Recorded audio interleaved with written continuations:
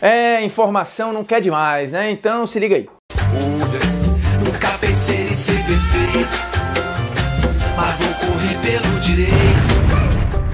Fala moçada, beleza? Bruno Formiga na área, convidando você a se inscrever no canal, tocar na notificação, deixar o seu like, seu dislike, comentar o conteúdo, compartilhar o conteúdo nos seus grupinhos de WhatsApp. Vocês estão vendo que a imagem tá toda bacana, né? Pois é, tô gravando com a câmerazinha nova, já tinha feito um vídeo lá atrás, tudo em 4K, o negócio tá ficando profissa. Deixa eu atrapalhar o vídeo aqui rapidinho, atrapalhar a mim mesmo, pra dar um recado pra você, porque imagino que muita gente aqui no canal tem a Netflix, a Amazon e outros streamings. Mas você já imaginou um streaming só com cursos voltados para o mercado de futebol? Sim, ele existe, é novo, acabou de nascer e é exclusivo. GoUp. O que é GoUp? A GoUp é uma plataforma, é como se fosse, resumindo, um Netflix só para cursos de futebol. E aí você tem todo o universo do futebol em um só lugar, sendo tratado com cursos comandados por todos os profissionais que você imaginar, desde dirigente até diretor de marketing, treinadores, ex-treinadores, professores de gestão esportiva, porque os cursos tratam de cabo a rabo daquilo que o mercado de futebol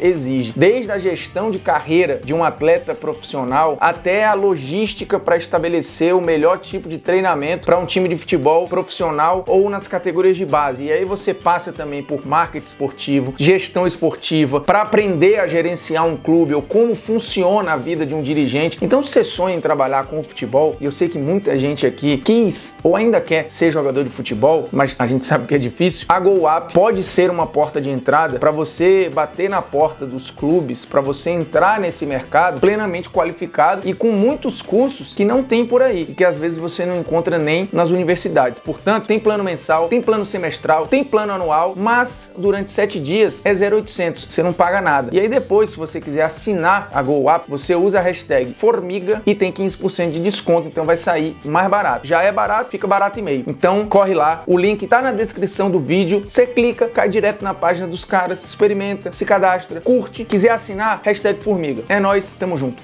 E a gente vai falar de quê hoje aqui? Sobre camisa 10 clássico. Quem me acompanha no Esporte Interativo e já viu um Polêmicas Vazias sobre isso, sabe mais ou menos do que eu tô falando. Porque lá a pergunta do Polêmicas Vazias era: o camisa 10 clássico acabou? E a resposta é, obviamente, que não. Os camisas 10... eles não acabaram. E eu explico bonitinho lá no vídeo. Inclusive eu vou deixar o link na descrição aqui desse Polêmicas Vazias, que foi muito legal de fazer, deve ter uns 2 anos mais ou menos, ou mais se bobear. E de lá pra cá nada mudou, a gente continua às vezes tateando às cegas um assunto que muita gente desconhece, porque assim, não sabe nem o que é um camisa 10 clássico. Então fala, ah, o camisa 10 clássico acabou. Aí você pergunta, o que é o camisa 10 clássico? Aí o cara bota no mesmo pote, por exemplo, Ganso, Maradona, Zidane, uma porrada de gente assim, que às vezes não conversa entre si. E que não, nem todos são camisas 10 clássicos. Não adianta você achar que o camisa 10 é o cara que pensa o jogo como uma primadona da armação, né? Ele tá ali só para ter ideias criativas no meio campo e dar passes geniais. Aqui vai dar um passezinho 3D dali, um achado acolá, vai dar uma assistência bonita aqui e outro passe bonitinho ali. Não é isso. O camisa 10 clássico, quando você fala em camisa 10, qual a primeira imagem que vem na sua mente? Provavelmente Pelé, beleza? Você tá certo. Depois do Pelé, provavelmente vem um Maradona, um Zico, mais recentemente um Messi. E o que esses caras têm em comum? Genialidade,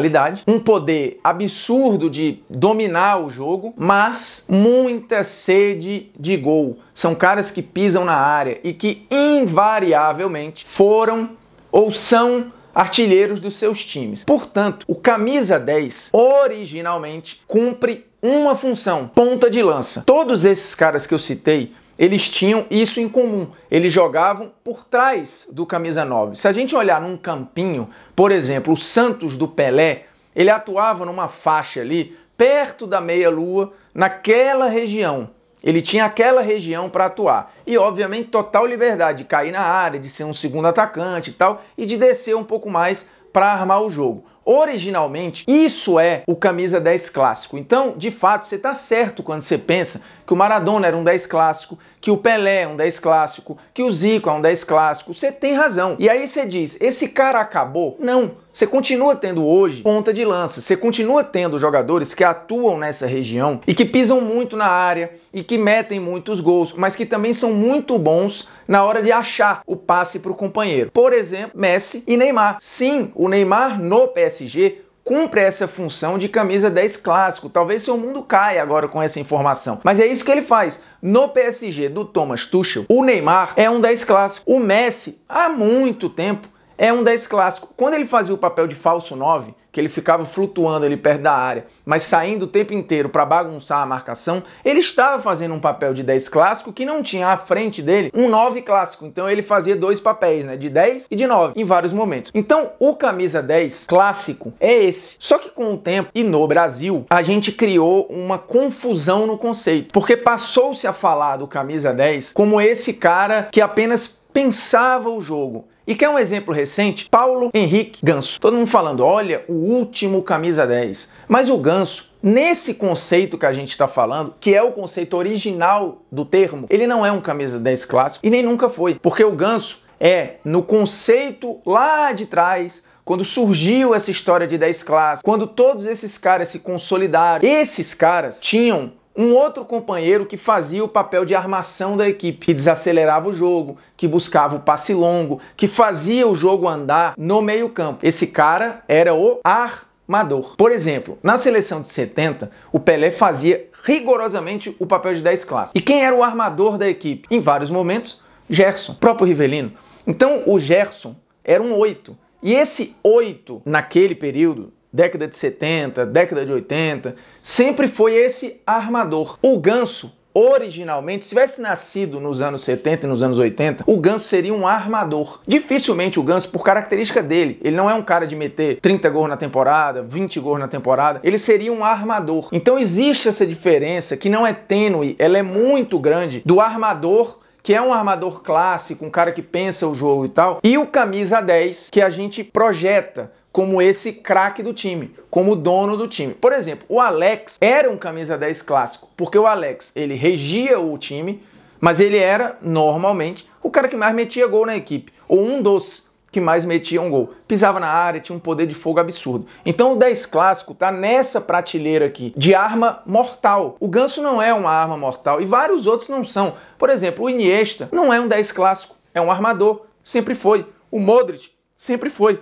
Mas são caras extremamente elegantes e são caras que dão o ritmo aos seus times. O Zidane, apesar de ter jogado com a 10, ele podia até cumprir a função. Na seleção da França, ele ficava próximo ao ataque. Ele cumpria o papel de 10 clássico, mas esse papel para o Zidane nunca foi perfeitamente executado, porque o Zidane não era um cara de te dar 25 gols na temporada. Ele não era essa máquina. Tanto que o Zidane terminou a carreira pouco mais de 160 gols. Não é um número estratosférico. Poucas vezes ele foi artilheiro das suas equipes, apesar de ter feito gols muito importantes. Então o Zidane, ele passeia um pouco nos dois conceitos, né, do armador e do 10 clássico, porque de fato era extremamente elegante, achava passes maravilhosos, fazia seus golzinhos aqui e ali, mas não tinha esse poder de fogo absurdo. E no Real Madrid, ele às vezes ficava mais recuado, na seleção francesa, um pouco mais adiantado. Então ele passeava nesses dois lugares e podia executar esses dois papéis. Quer outro cara que podia fazer isso, também não era uma arma mortal de meter gol toda hora, mas ele era capaz de ser esse maestro e de volta e meia ser algo mais mortal. Riquelme. Então você tem jogadores que passeiam e ficam com o pé lá, com o pé cá. Quando você pensar em 10 clássicos, pense sempre em armas mortais. Pense sempre em caras que tinham a capacidade de uma achada genial, mas que eram caras extremamente eficientes na hora da finalização. Portanto, sim, continuamos produzindo camisas 10. Continuamos produzindo jogadores com essa qualidade ou com este perfil, mas que muitas vezes nem a 10 usam. Então você tem que passar a avaliar no futebol função e não necessariamente posição e muito menos número de camisa. Se você fizer esses dois exercícios e entender o que é função, o que é posição e dissociar a função do cara, a camisa que ele tá vestindo, você vai começar a ver o jogo de uma outra maneira. Beleza? É isso. Se inscreva no canal, toque na notificação, deixe seu like, deixe seu dislike, comente o conteúdo, compartilhe o conteúdo nos seus grupinhos de WhatsApp e volte sempre. É isso. Tamo junto. Um abraço.